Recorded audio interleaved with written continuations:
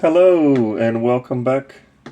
This is part 2 of an Xbox Series X HDMI port replacement. We got the bad port off, we got the new port prepped, and we got the board prepped. So let's go ahead and get it on, get him back to gaming.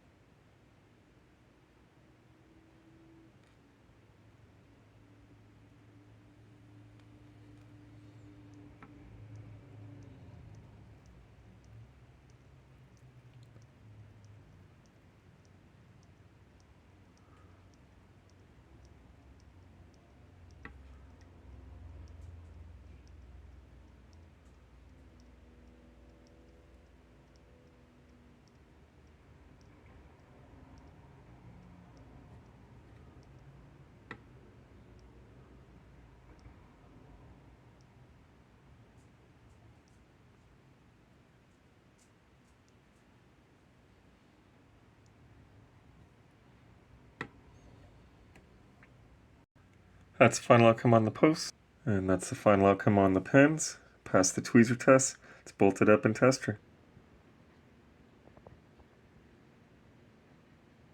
Okay.